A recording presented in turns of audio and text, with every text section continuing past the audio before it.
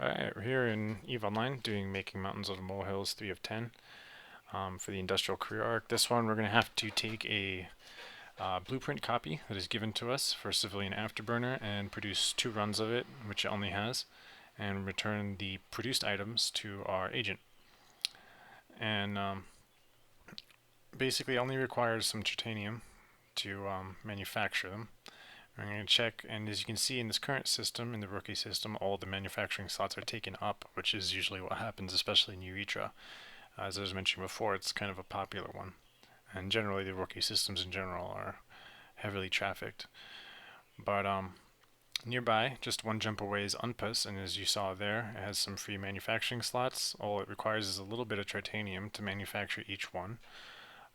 But I think it was 67 or so for me anyways, but it's going to be around that number. So we have titanium left over from the previous mission where we had to mine and refine Veldspar for our agent. And that's one of the benefits of having the extra resources, is this one is pretty easy to do. Now you can either go mine some more if you still need it, or it would only take really one cycle to get you all the Veldspar you needed.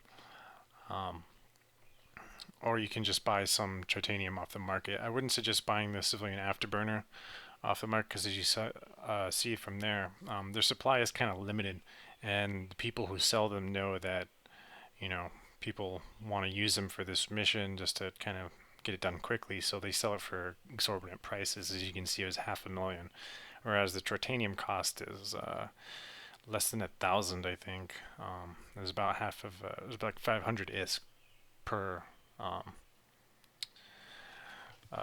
afterburner in terms of mineral cost, and slightly more for the actual manufacturing job. As you can see there, it's about 1,000 ISK and a little extra there based on the time.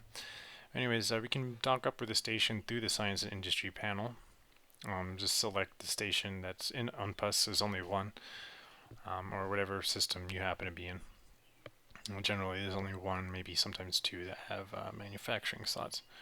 But either way, it's a good search tool to the Science and Industry panel. You just extend the range to wherever you're looking to go to. But anyways, now we just need to take the items out of our cargo hold because you can't install the job with the items in your cargo.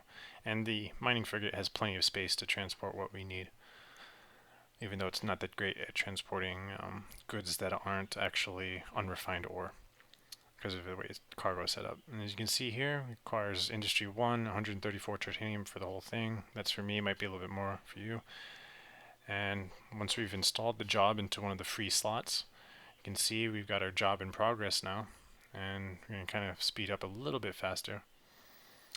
And it takes about 3 minutes for the whole job to go through. Again, that's based on my skills, so it might be a little bit longer, but probably not going to be much more than 5 total, I think. But either way, just take a smoke break, whatever. And then as soon as it's done, which will be in a second, we can hit deliver, and then the items deposit into our inventory. And the titanium that's left over, along with the Civilian Afterburner, is just loaded back up into our frigate here and fly back to the original system.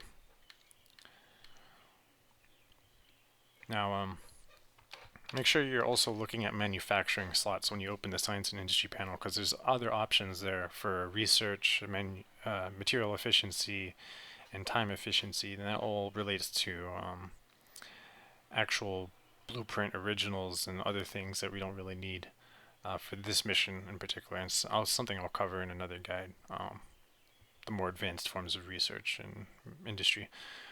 But for now, this is good. We just turned in the 2 items. We got the expanded cargo hold, which isn't really going to be that useful because, as you can see, the cargo space is actually only 50 M3 on this, and the ore holds on all the mining ships don't actually get affected by expanded cargo hold. That's kind of an old reward from before, when they used to give you different ships and before they had introduced the mining frigate.